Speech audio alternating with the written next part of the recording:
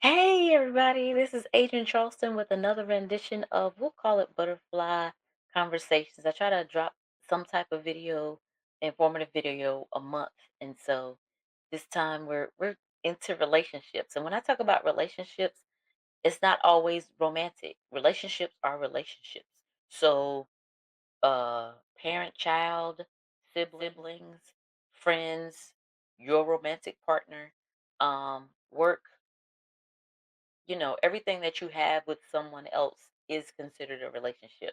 So today we're going to talk a little bit about relationships. So, what do you think are the biggest killers of a relationship? And I asked a couple of friends and a couple of people, and of course, we got the usual suspects. Well, one or two not so unusual. So, trust, communication, um, respect or disrespect, and then there's ego and pride. These are all things that can kill a relationship. But the one thing that a lot of people forget is resentment. And I think they forget it because it's something that's not very apparent when it's happening, but it's something that builds up over time. And I looked up the definition, I had to go back to it. And resentment means bitter indignation of having being treated unfairly. And the thing is, you can gain resentment in a lot of spaces, in a lot of places for a lot of people. And I've noticed in, again, clients, friends, family, that resentment has been coming up a lot. And a lot of things that I've been seeing, and a lot of things that I've read, even the little Instagram little stories and things that people post and stuff. And and sometimes the resentment comes up, but they don't title it that. It's always, oh, well, it was been building up, and this that. That's what resentment is. Like something that's been building up after being mistreated for a while, and then it happens, and it happens. And for a lot of people, it normally happens when you're in a relationship with someone. And again, any type of relationship. Uh, and it normally comes when you give up something, when you are the person that's like, okay, I'll compromise, and then this is what we can do moving forward. And you've given up something, and this person gets to do what they want to do more so than what you want, and then they take advantage of it, meaning they do what they wanted to do with great disregard to you. And then that's when you begin to feel like you're being unfairly treated because you gave up something to them. And then it's like they're looking at you like, what, you said I could do this, or I'm doing this. And then resentment builds over time. And I know one of the big things that people see is like in romantic relationships, like one of the spouses will decide, I'm just gonna work while this person goes to school. And then when that person is done with school, they still want the other person to work. And in their mind, they were thinking, oh no, but I thought I was gonna be able to go to school when you finish school. And then they begin to feel unfairly treated. Or when somebody gives up something again. And it doesn't say that in the definition, but what I found is normally when someone gives up something to allow somebody else to do something, and it's never appreciated. And I'm not gonna say never. So it's not appreciated, it's not reciprocated, and it's not something that the other person is going to recognize. The other person is going to say, "Well, you decided to do that, and y- the choice was yours." However, in your mind, you thought something different was going to happen, and that you were going to be treated fairly in the situation, and be able to come out evenly in the relationship. When a lot of times it's not like that. So that's a lot of times when resentment is built up, and you'll hear it. Um, maybe more from women. I'm not sure, and I just say that because years past, many years ago, it was women would give up their career for their husband's career, and then resent him for doing so. And sometimes people will give up something to you without you asking them, and then still resent you for it. Because again, they gave up something for you, and in their mind, things are going to even out. But when things don't even out, that's where the resentment builds. And and a lot of times I'm talking with clients, and sometimes for them, the resentment builds waiting for their significant other to change. They're looking for that change. They're waiting on that change. They're making their own changes. And they're like, well, if I change, they should change because now I'm doing the work. And then they're doing the same thing or accusing them of something continuously. And then the resentment builds because you've done something, you've given up something, and that person just took off and ran, and things never evened out.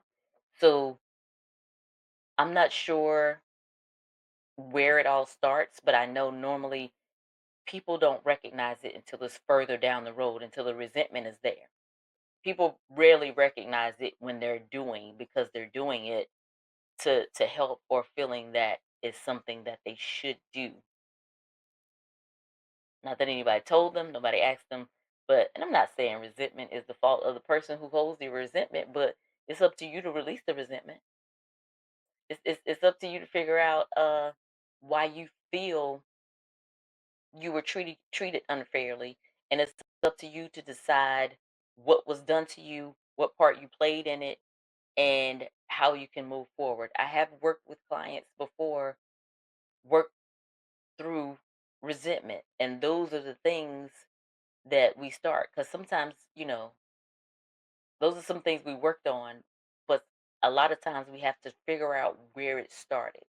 And it normally starts with giving up something, giving somebody some extra leeway, allowing people extra grace.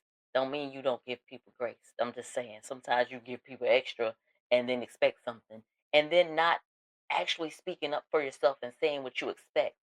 That, hey, okay, for the family, I'm going to stop doing this and allow you to do this. But when you're done with this, then it's my turn to do this. Like it has to be specifically laid out because you can't resent somebody for something that they didn't know. And a lot of times that's what happens. And people expect other people to know how they've been mistreated. See? So part of it is figuring out when it started, figure it out, a way to let the person know that you felt mistreated in that moment, and then reconciling that within yourself for yourself. Because a lot of times, sometimes, sometimes, I'm not even gonna say a lot of. Sometimes people don't know that they've mistreated you. Sometimes they do, and for when they do, you know, behave accordingly. But for when they don't, then you have to take that back and go within yourself and figure out how ways to resolve the resentment and understand that you don't have to carry that because resentment is kind of like anger, like built up within you, and you're just frustrated, mad, angry, all of that with this person. Resentment is just it can build up on in you, and that's not something you want to carry around with you either. So, and I just wanted to look up a couple more things about resentment just to ooh, what emotion is behind I just said it. Besides being bitter, is a complex, multi layered emotion that has been described as a mixture of disappointment, disgust, and anger. Look at there. Ah. Other psychologists consider it a mood or as a secondary emotion, including cognitive elements that can be elicited in the face of insult or injury. Look at there. I didn't even have to look it up because guess what I am? A psychologist. I knew. I knew and didn't know I knew. And here we are. So, be mindful of resentment. If you feel that you're holding resentment for someone, see if there's somebody that you can talk to help you work it out and to help you resolve it because it can build inside of you, and just like any other emotion or any other thing eats away at the body because we are connected mind body and spirit. So when you carry these things, resentment, not forgiving, anger, all these things, they harbor inside your body and feed on your body because you're not releasing stuff. So you have resentment towards somebody, yeah, let's work on it. We can do that work and and help you And there's not one way to do it. So that's why I said we can help you because everybody has to take a different path into releasing things such as anger, resentment, forgiving somebody, all of that. It everybody takes a different path because everybody sees things differently. So yeah, get some help. See if there's somebody that can help you release that. If it's not me, get another therapist and see how they can help you release some resentment. So yeah. So resentment is the silence relationship ender. And I say it's silent because a lot of people don't realize that it's there. And by the time you realize it's there, you're pretty much done with that person. So yeah. Um yeah. So thank you for watching. This has been Adrian Charleston with another rendition of, I'm gonna say, butterfly conversations because that's what we had before. The word has been resentment, and as always, it's sponsored by butterflyflow.life because butterfly flow is life for all your shopping needs. Be shop flow, and we have shirts, we have books, we have sweatshirts, we have calendars, we have planners, we have look classes. I don't know if they're on there, but hit me up if you want to do some group work or you want to do a class or anything like that. So, yeah, thank y'all for watching and have a great day. Bye.